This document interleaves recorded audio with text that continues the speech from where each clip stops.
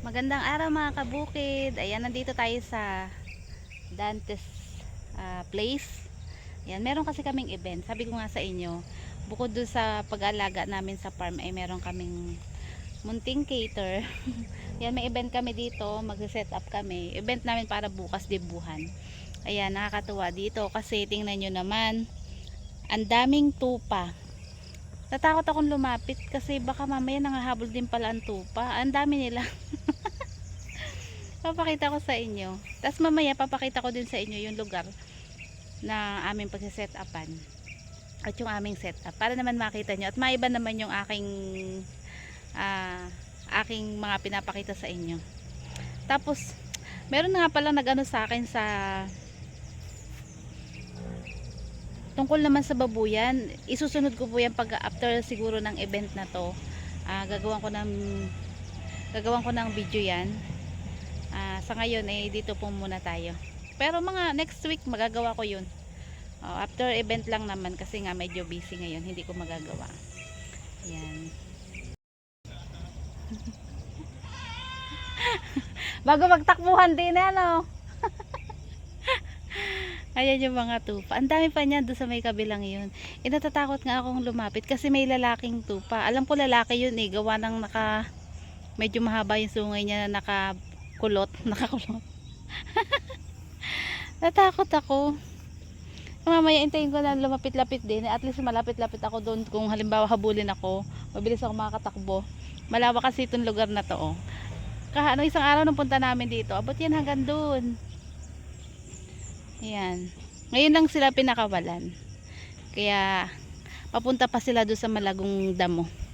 Yun, doon pa sila nagpupunta Ayan. Ayan na may lumalapit na. So intayin ko na lang lumapit dito para hindi naman nakakatakot. Kasi baka mamaya meron pala ditong matapang na natupa. Meron pang matapang na tupa. Kaya nga sinabing maamong tupa, di ibig sabihin mabait 'yun. Tapos sabihin ko may matapang na tupa. Pero hindi, may nakita din pala ako na video na ganun. Nanunugod yung tupa. Para safe. Hindi pa kasi kami nag-start mag-setup. Ayan, nagbababa pa sila ng gamit. Bawal kasing ipasok yung jeep namin doon sa loob. Ayan, doon kami galing sa taas na yun. Ang tarik nga, nakakatakot. Tapos dito sa baba, medyo malubak-lubak.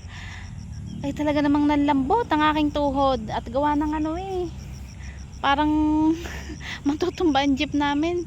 Ay talaga, yun ang ayaw na ayaw ko kasi siyempre puno yung jeep namin na ganun, puno ng gamit. Ayun ang ayaw ko ako'y kinakabahan pagka ganun. Kung hindi nga lahat, kailangan ko sumama din para maging maayos yung design, masunod namin yung design na gusto ng magdidibu.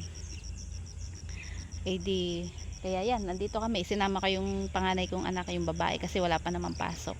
Para at least kung may idea siya, mas maganda. Para na din matuto sa aming mga hanap buhay. Ayan.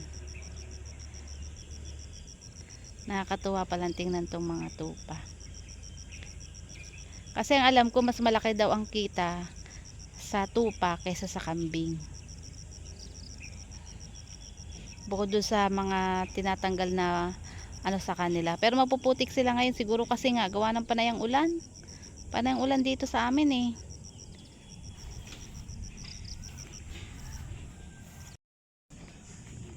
Ayan, ito yung pinaka venue namin. Ayan, dalawang tent. Tapos maglalagay pa rin dito, tsaka doon sa may kubo na yun. Ayan, nandiyan yung anak ko. Ayan, yun yung swimming pool. Ayan, yung tent nila meron ng gayak na pero lalagyan pa namin ng pabitin yan.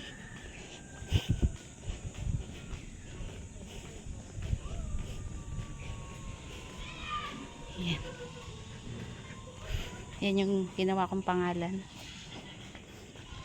Ika-cut out ko na lang.